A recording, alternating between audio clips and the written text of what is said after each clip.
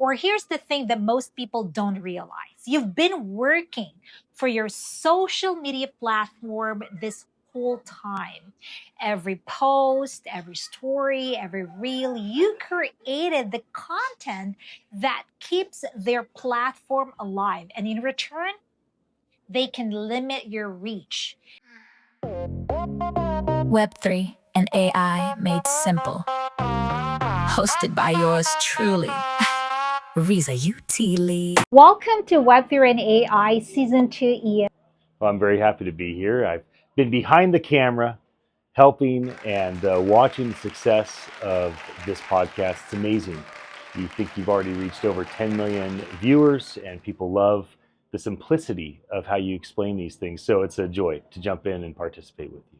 So here's what we are starting today. I want to talk about something that audience hasn't been, heard about digital ownership, which I mentioned in my season 1. But today I want to make it personal because I think most people don't fully feel it until you frame it this way. What if you thought of your relationship with social media the same way you think of a job or a business partnership?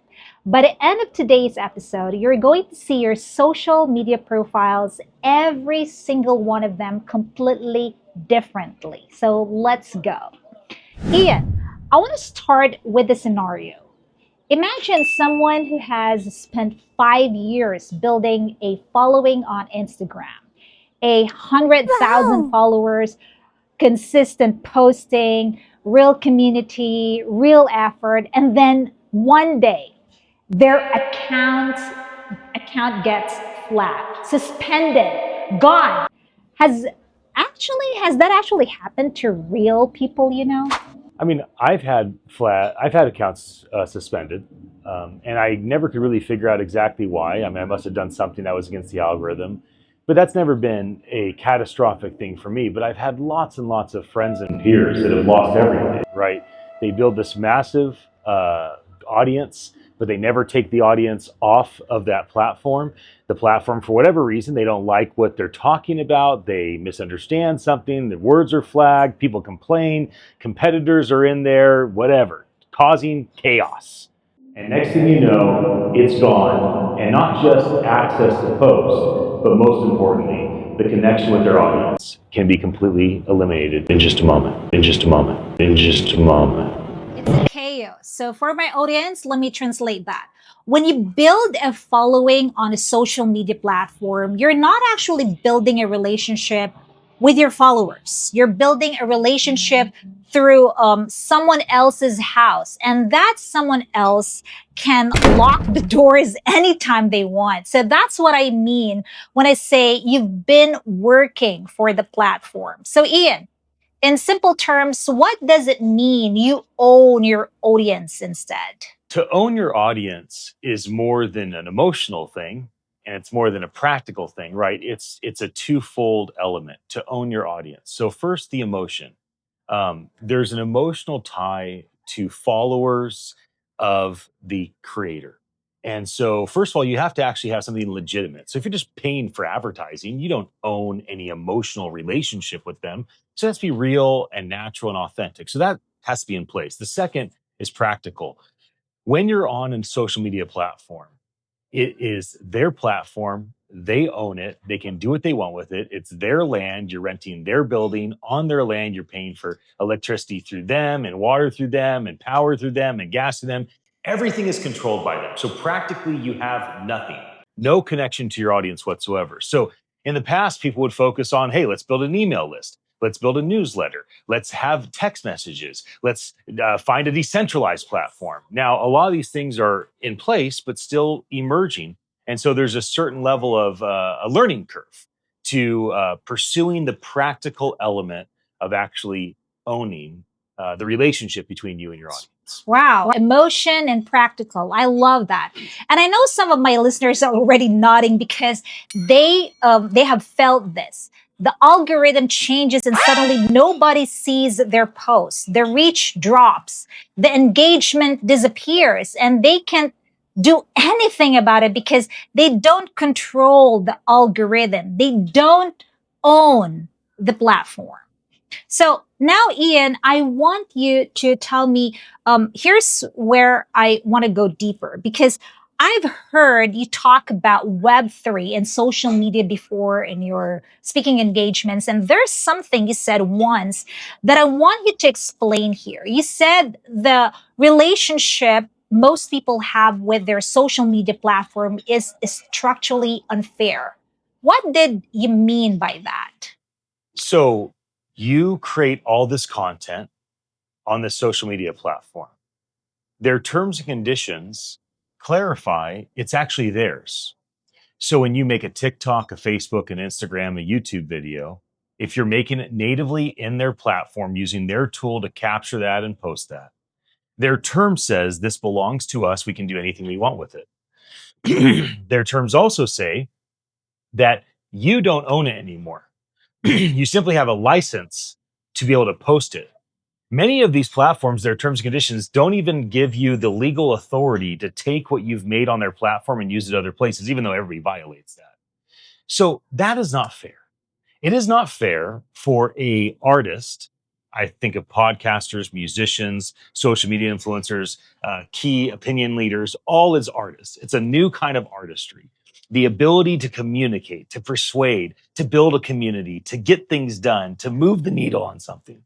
And in doing that, you put forth all this energy creating this new, fresh art, often spontaneous art. And you have all these businesses, you have brand endorsements and sponsorships, and your company that you work for or started, they're all depending on the success of what you've done.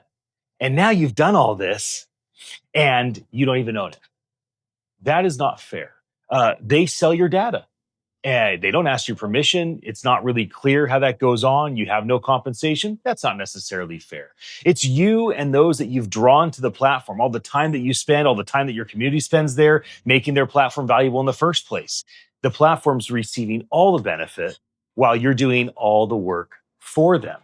And so I would not say that it's a fair exchange or a win-win in the current scenario of how things are done. Yeah. So for my audience, you're creating and they're profiting. So let me ask you the next question my audience would ask. Is there actually an alternative? Because I feel like a lot of people here leave social media and think, well, where else do I go? Everyone's on Instagram. So there's two unique alternatives that are in place right now. So first with Web3, the alternatives are emerging through a lot of the blockchain crypto distributed ledger companies. So you'll see like Coinbase has their Base division, and Base has helped to kind of get things moving across these alternatives to the Instagrams and the TikToks, right? This is a place where every post is owned by the creator, that all the followers can have a more direct connection with the creator, that the followers can collect the things the creators make, and everything is kind of bundled into a more fair win-win scenario. This is emerging, it's exciting. Some people are doing really, really well and thriving in this environment. The second one is AI. Today, you can just vibe code a new place for you and your audience to hang out. So you have 100,000 or 10 million followers on social media. Just go to AI, vibe code a place, an experience, a software experience that would be markedly more exciting for you and your community to participate in. And so that's a whole nother way of doing it, where it's like a custom one-off. And there are going to be unlimited opportunities day after day after day. One thing is for sure, things are changing, and things are changing very quickly. Wow. So it's not about burning it all down. It's about not only building on land you don't own. Ian, let me ask you something a little more personal. We've built Amplify Web3 AI together. We've been in this space. We've made choices about where we build our presence. Did we ever make mistakes with this? Did we ever learn too hard on a platform and regret it? Well, sure. We've definitely had, mistakes. We make mistakes consistently. I mean, you kind of fail your way to success. You fall down, you get back up. In terms of practical, what mistakes did we make? We definitely put overemphasis on platforms, right? Instead of emphasizing, hey, let's make sure we build our text message list, make sure we build our email list, let's make sure that we do more face-to-face events, let's do our own webinars. Like these are types of environments that you control. Instead, it's like, oh man, we got so many likes, so many comments, so many shares on that post on TikTok or Facebook or LinkedIn. Let's just do more of that. And that I would say is a mistake because we're just continuing to feed the thing. Think of social media for business like a drug habit. So it's, or a food addiction's even better. Okay. Social media is like a food addiction because you have to eat. But if you struggle with self control with eating and you eat too much, you gain weight and all sorts of challenges come. Well, with social media, if you just continue to gorge yourself and everything is about just more posting, more interaction, more, and you're just building their platform and you're just gorging yourself on their platform, then you're going to get to be a fat, slow company that doesn't have the athletic, nimble movement ability to pivot and do what needs to be done because you don't have your community to bring with you and you overindulged yourself on somebody else's platform. I love that analogy and I appreciate you being honest about that because I think that's actually more useful to my audience that perfect success story. Real people make these mistakes. We made this mistake and now we're sharing that we learn from it. So let me bring in the Web3 piece directly, Ian. In plain language, no jargon, okay? What does Web3 actually change about this creator platform relationship? So the point of Web3 is it's the internet that people own. If Instagram, TikTok, LinkedIn, YouTube, Facebook, etc., is Web2, meaning it's a place where you can post content and interact with people, and Web3 is the place where you can post content, interact with people, and both the creator and the community can own that content. Then what Web3 is it's a new approach to decentralizing ownership and authority and benefit from the trillion-dollar tech institutions and allowing other smaller organizations and individuals to benefit in a similar way. So the question isn't really whether to use social media, it's whether you're building something that belongs to you at the same time. And I want to be clear. I'm not saying everyone needs to rush out and learn blockchain today. That's not what this episode is about. This episode is about seeing the relationship clearly because once you see it, you can't unsee it. And once you can't unsee it, you start making smarter choices about where you build and what you build. So, Ian, before I close, I have one last question.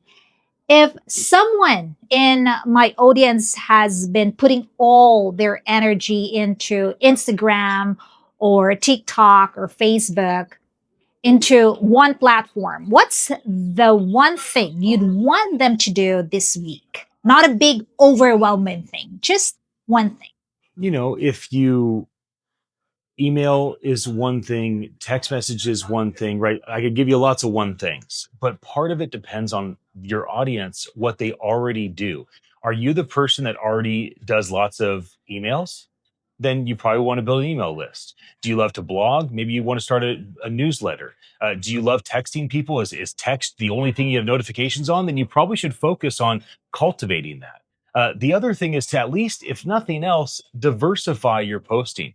If you are overemphasizing one social media platform like Instagram, then one thing you can do if you don't fully decentralize and go Web3, at least diversify. Try to take the content that you're creating and use the other platforms because that is where attention is at, right? This is not a black or white issue. This is a gray issue. So you don't abandon everything that you're doing, do what's working and add other things that are more oriented toward empowering you and your community to win in the long run. Wow, that's great. So start an email, text, blog, or whatever is actually working for you.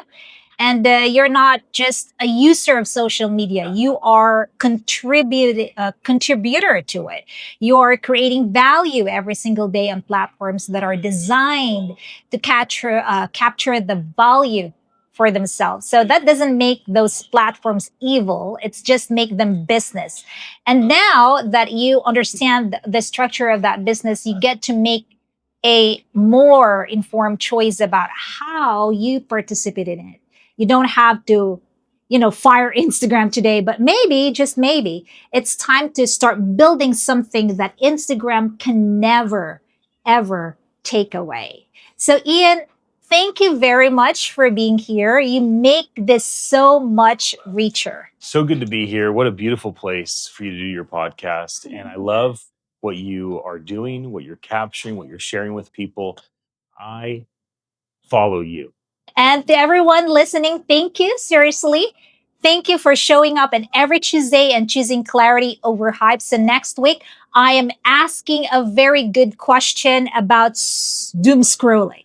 So you're already training AI and nobody told you. And it's episode 3 and it's personal. I'll see you on Tuesday and take care. So I want you, Ian, to tell me my closing remarks. So Web3 AI made simple community. Stay tuned in. If you haven't watched the other 13 episodes, season 1 and this last season 2, episode 1, go back and reference these. This is an education that builds, but it's not overwhelming education, right? This is not hours of every single episode. This is not a 4-hour conversation. These are approachable topics broken down into simple ways. And as Riza often says, stay curious, stay grounded, stay human. see you next Tuesday.